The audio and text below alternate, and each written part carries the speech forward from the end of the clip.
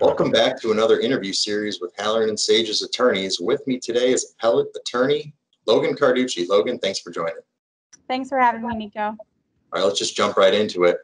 You've received favorable appellate outcomes in personal injury cases, municipal liability cases, family law matters. Now, tell me about an appeal that sticks out in your memory as something you've handled that's interesting.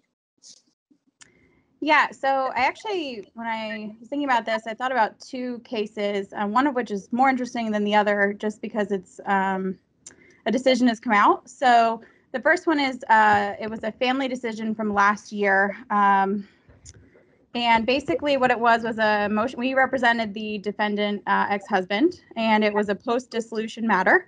And the ex-husband had moved to modify alimony downward, to be paying less in alimony. And actually, the parties had been divorced in 1984, so it had been a very long time. And he had originally been ordered to pay alimony, I forget the amount, but lifetime alimony, which, things change in however many years, 30 plus years. So anyway,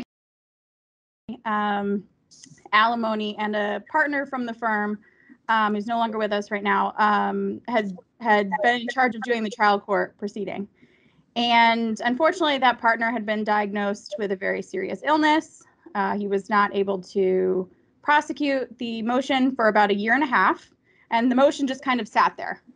And ultimately, the court held a status conference, moved forward with the motion. Another partner was brought on to deal with the motion. Things moved forward.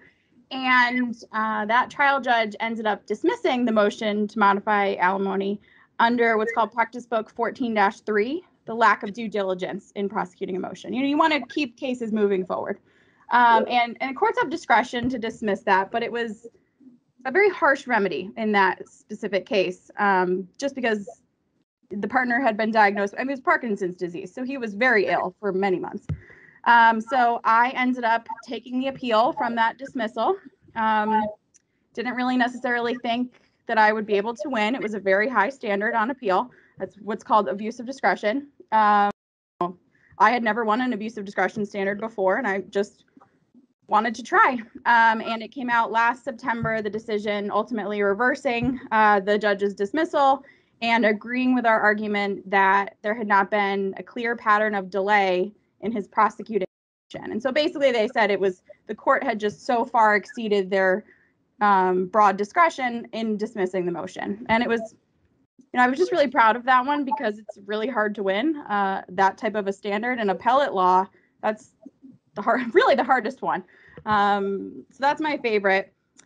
Let me think. The other one was I did a veterans appeal recently over the summer. Substantively not all that interesting, but I was trying to get a widow of, so a veteran died in 2013 and his widow was trying to get his service-connected disability money. And really all you need is a letter saying that the disability was connected to something that happened while he was serving. I think he was in the Army. And they had denied all of her disability payments and she wasn't getting any money. And I drafted a brief in the Court of Veterans Appeals over the summer, really interesting. And, again, I really didn't think I was going to win that one. And actually, the Secretary of Veterans Affairs ultimately decided not to fight our appeal and to actually just remand the case and let her get a chance to get her benefits. So not as substantively interesting, but another win. So those two really stick out.